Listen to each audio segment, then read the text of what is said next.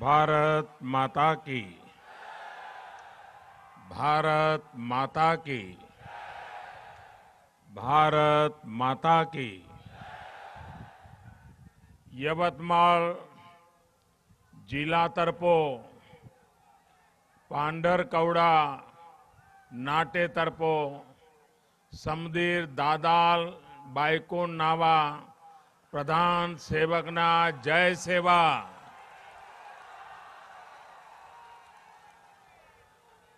आपला हिद इलाका मातृशक्तीना प्रतीक म्हणता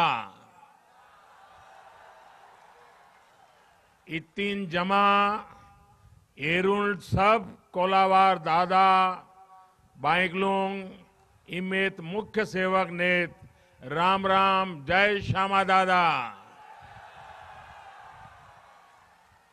इमुंग सबुंग भेटी लताना आनुंग खूब खुशी ये दिन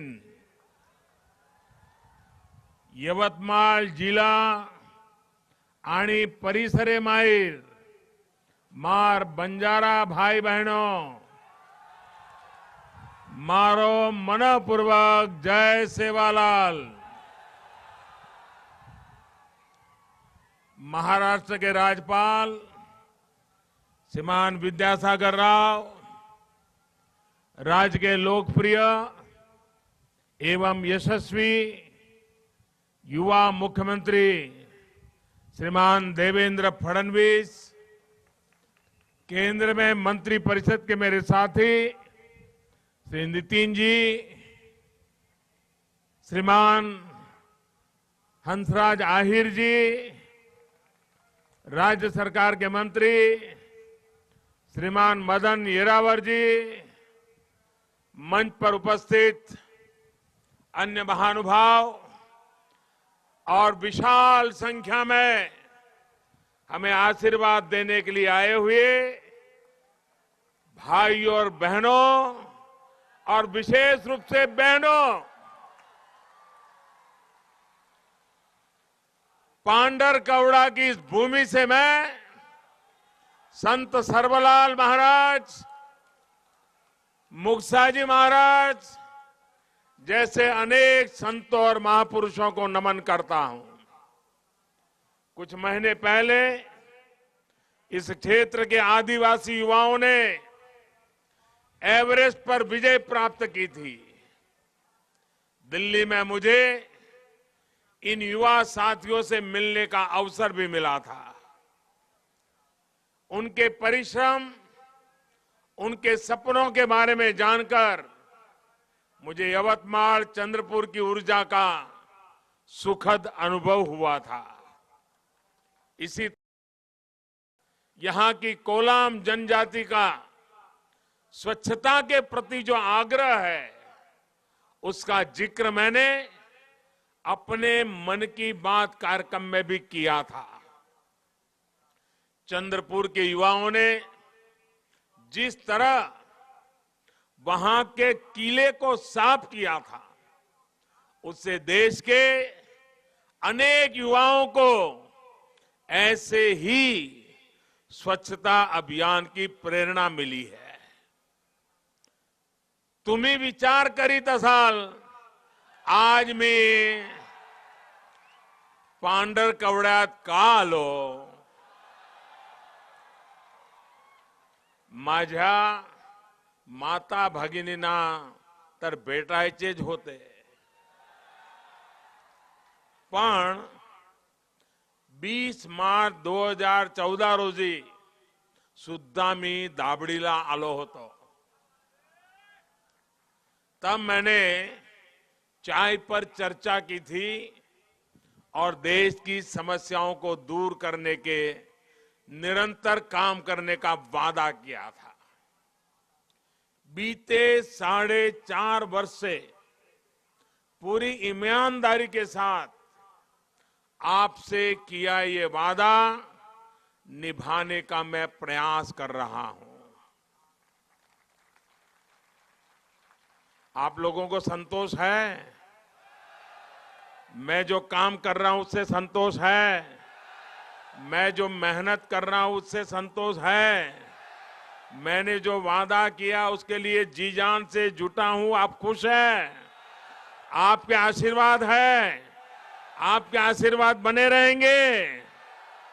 आज भी पांडरकवड़ा के यवतमाल के विकास से जुड़ी सैकड़ों करोड़ की परियोजनाओं का शिलान्यास और लोकार्पण किया गया है। इनमें गरीबों के घर से जुड़े, सड़कों से जुड़े, रेलवे से जुड़े, रोजगार और स्वरोजगार से जुड़े, शिक्षा से जुड़े अनेक प्रोजेक्ट्स हैं। भाई और बहनों, विकास की इन सभी परियोजनाओं के बीच मैं ये भी जानता हूं कि हम सभी किस गहरी वेदना से गुजर रहे हैं। पुलवामा में जो कुछ भी हुआ उसको लेकर, आतंकवादियों के उस कृत्य को लेकर आपके आक्रोश को मैं समझ सक रहा हूं। यहां महाराष्ट्र के भी दो वीर सपूतों ने देश की सेवा करते हुए पुलवामा में अपने प्राणों की आहुति दी है। जिन परिवारों ने अपने लाल को खोया है, उनकी पीड़ा मैं भली भांति अनुभव कर सकता हूं। हम सभी की संवेदनाएं उनके साथ है। भाई और बहनों, मैंने कल भी कहा है और आज भी दोहरा रहा हूं, इन शहीदों का बलिदान व्यर्थ नहीं जाएगा।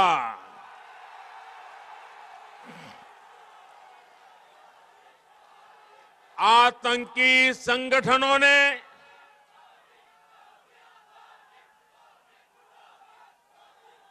आतंक के सरपरस्तों ने जो गुनाह किया है, वो चाहे जितना छिपने की कोशिश करें, उन्हें सजा जरूर दी जाएगी। हम अपने सैनिकों, अपने सुरक्षा बलों के पराक्रम पर गर्व भी करते हैं, भरोसा भी करते हैं। सैनिकों में और विशेषकर सीआरपीएफ में जो गुस्सा है, वो भी देश समझ रहा है और इसलिए सुरक्षा बलों को खुली छूट दे दी गई है। साथियों, एक ऐसा देश जो भारत के बंटवारे के बाद अस्तित्व में आया, जिसके यहां आतंकवाद को पनाह दी जाती है, जो आज दिवालिया होने की कगार पर खड़ा है, वो आतंक का दूसरा नाम बन चुका है। मैं देश को फिर भरोसा दिलाता हूं, धैर्य रख ले, अपने जवानों पर भरोसा रखिए। पुलवामा के गुनहगारों को सजा कैसे दी जाएगी, कहां दी जाएगी, कब दी जाएगी, कौन देगा, किस प्रकार की सजा देगा, ये हमारे जवान तय करेंगे। साथियों, आज अगर हम पूरी सुरक्षा के साथ अपने सपनों को पूरा कर पा रहे हैं, देश का विकास कर पा रहे हैं, तो उसके पीछे अनगिनत बलिदान है। मैं पुलवामा के शहीदों को एक बार फिर नमन करता हूं। साथियों, देश की सुरक्षा के साथ ही देश की समृद्धि के लिए भी हमारी सरकार पूरी तरह प्रतिबद्ध है और इसलिए विकास की पंचधारा यानी बच्चों की पढ़ाई, युवा को कमाई, बुजुर्गों को दवाई, किसानों को सिंचाई और जन जन की सुनवाई पर बल दिया जा रहा है। आज के लोकार्पण और शिलान्यास इसी सोच का विस्तार है। भाइयों और बहनों, किसी भी क्षेत्र के विकास में कनेक्टिविटी का बहुत बड़ा रोल होता है। यवतमाल की प्रगति भी यहां की सड़कों और रेलवे से सुनिश्चित होनी है। इसी भावना के साथ थोड़ी देर पहले सड़क से जुड़े करीब 500 करोड़ रुपए के प्रोजेक्ट का शिलान्यास किया गया है। इसके अलावा पुणे अजनी पुणे हमसफर एक्सप्रेस को भी हरी झंडी दिखाई गई है। ये ट्रेन दौंड, मनमाड़, भुसावल और बडनेरा होते हुए जाएगी। इससे इन सभी जगहों के लोगों को बहुत सुविधा होने वाली है। साथियों, सड़क और रेल सुविधा के अलावा यवतमाल के 14,500 से अधिक गरीब परिवारों ने आज अपने नए घर में प्रवेश भी किया है। जिनको भी ये पक्के घर मिले हैं उनको मैं बहुत बहुत शुभकामनाएं देता हूं।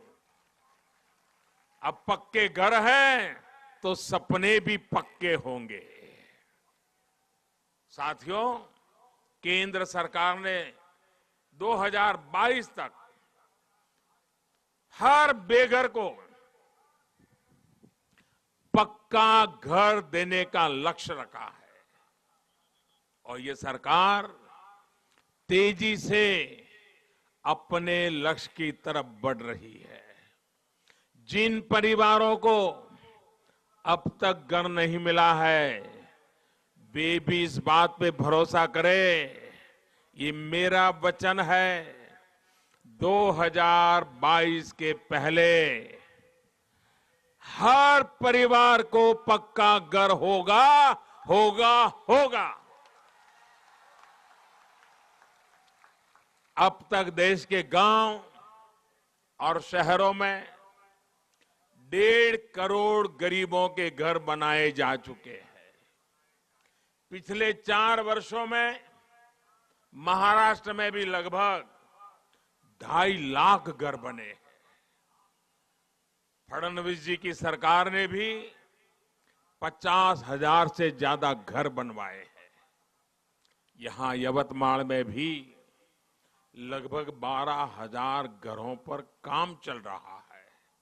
भाइयों और बहनों, प्रधानमंत्री आवास योजना के तहत जो घर बन रहे हैं ये गरीबों को आत्मविश्वास तो दे ही रहे हैं, साथ में हमारी बहनों के सशक्तिकरण का भी साधन है।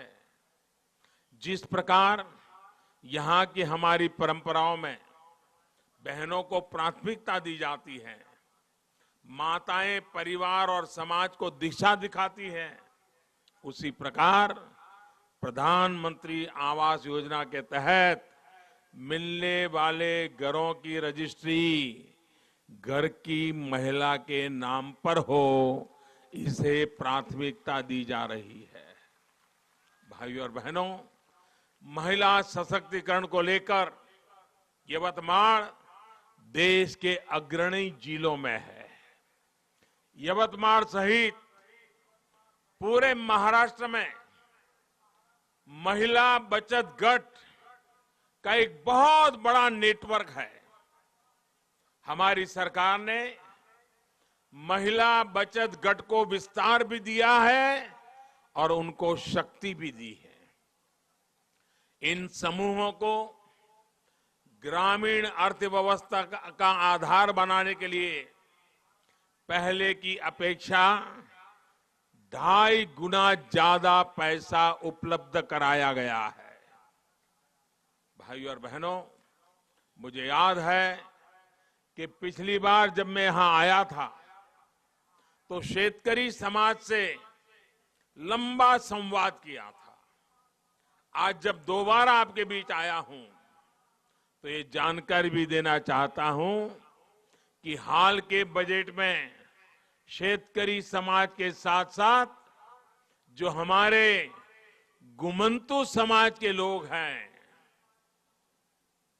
बंजारा वगैरह जो समाज है, हमारे श्रमिक समाज है, हमारे खेत मजदूर हैं, इन सभी के लिए भी बहुत बड़ी योजनाओं का ऐलान किया गया है। साथियों, पीएम किसान सम्मान निधि के नाम से केंद्र सरकार ने किसानों की सीधी आर्थिक मदद करने की योजना बनाई है। इस योजना के तहत ऐसे किसान जिनके पास 5 एकड़ से कम जमीन है, उन सभी किसानों के बैंक खाते में हर वर्ष 6,000 रुपये दिल्ली में से भारत सरकार की तरफ से जमा किए जाएंगे। महाराष्ट्र के लगभग 1,25,00,000 किसान परिवारों को इससे सीधा लाभ मिलेगा। ये पैसा 2-2 हजार रुपयों की 3 किस्त में सीधा आपके खाते में जमा हो जाएगा और एक बार नहीं, ये हर वर्ष दिया जाएगा। साथियों, इस बजट में सरकार ने गुमंतु समुदायों के लिए भी एक बहुत बड़ा फैसला किया है। यवतमाल जिले में बहुत बड़ी संख्या में ऐसे परिवार हैं जो अपनी जीवन शैली और अन्य वजहों से एक जगह पर नहीं रहते हैं। इतिहास में पहली बार इस समुदाय का ख्याल सरकार ने किया है। अब इन लोगों के लिए सरकार ने वेलफेयर डेवलपमेंट बोर्ड बनाने का फैसला किया है ताकि सरकार के विकास के कार्यों का लाभ इन तक तेजी से पहुंचे। साथियों, सड़कों और घरों के निर्माण से जुड़े, घरों में काम करने वाले, रेहड़ी ठेले वाले, असंगठित क्षेत्र के ऐसे करोड़ों परिवारों के लिए भी पहली बार एक बहुत बड़ी योजना हमने बनाई है। प्रधानमंत्री श्रम योगी मानधन योजना से 15,000 रुपये महीना तक कमाने वाले कामगार साथियों को 60 वर्ष के बाद 3,000 रुपये की नियमित पेंशन सुनिश्चित हो पाएगी। इसके लिए औसतन 100 रुपये का अंशदान हर महीने देना होगा। इतना ही पैसा केंद्र सरकार इन साथियों के पेंशन खाते में हर महीने जमा करने वाली है। भाइयों और बहनों, सामाजिक सुरक्षा के लिए प्रतिबद्ध हमारी सरकार ने आदिवासी समाज के कल्याण से जुड़े बजट में भी लगभग 30% की बढ़ोतरी की है। इससे यवतमाल सहित महाराष्ट्र के अनेक जिलों को लाभ होने वाला है। ये फैसला आदिवासी भाई बहनों के लिए भाजपा सरकार की निष्ठा और उसकी प्रतिबद्धता का सबूत है। साथियों, जमीन हो, जंगल की पैदावार हो, पढ़ाई लिखाई हो, खेल से जुड़ी प्रतिभा हो, हर स्तर पर आदिवासियों के कल्याण के लिए व्यापक प्रयास हो रहे हैं। जन धन से लेकर वन धन योजना तक जनजातीय समुदाय के बहन भाइयों के लिए काम किया जा रहा है। जनधन योजना के तहत बैंकों में लगभग हर परिवार के खाते खुलवाए गए हैं, जिससे सरकार की हर मदद आपके खाते में सीधी मिलनी सुनिश्चित हुई है। अब कोई भी बिचौलिया आपके पैसे पर डाका नहीं डाल सकता। इसी तरह वन धन योजना के माध्यम से ये सुनिश्चित किया जा रहा है कि जंगल से जो आप उपज लेते हैं उसकी बेहतर कीमत आपको मिल पाए। इसके लिए वन धन केंद्र बनाए जा रहे हैं। सरकार का जोर वन उपज के वैल्यू एडिशन पर है, मूल्य वृद्धि पर है। जब वैल्यू एडिशन होता है, मूल्य वृद्धि होता है, तो उपज की ज्यादा कीमत मिलती है।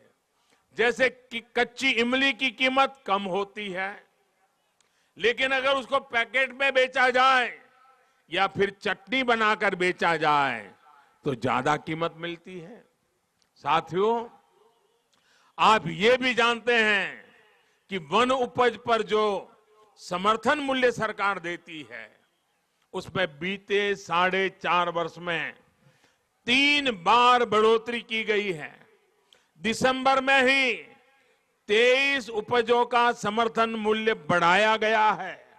इतना ही नहीं, इस दौरान सरकार द्वारा एमएसपी के दायरे में आने वाली फसलों को बढ़ाया गया है।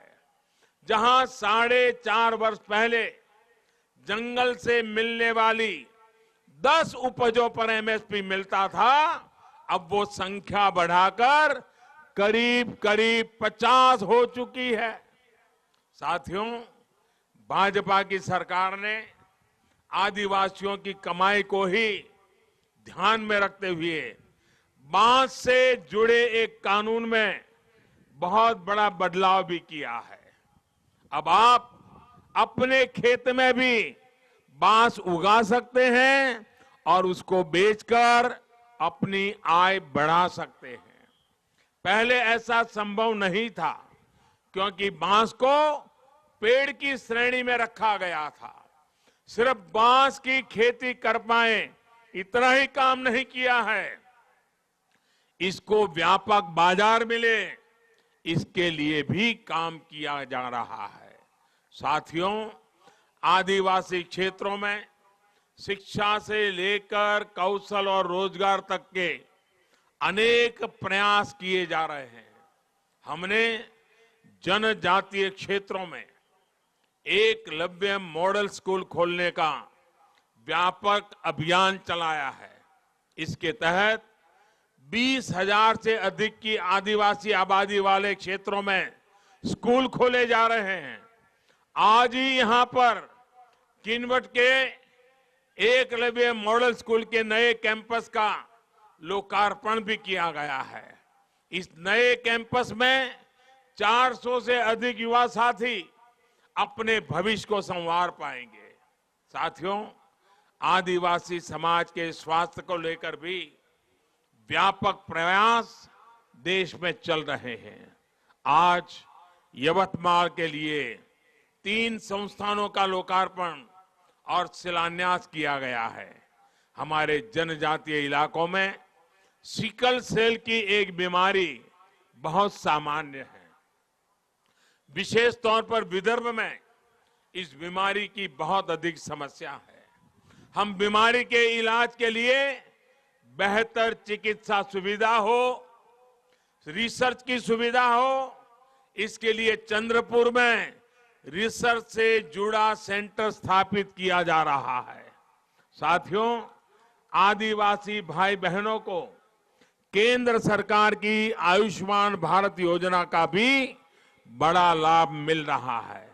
इस योजना के तहत गंभीर बीमारी की स्थिति में गरीबों का 5 लाख रुपए तक का इलाज सुनिश्चित हुआ है।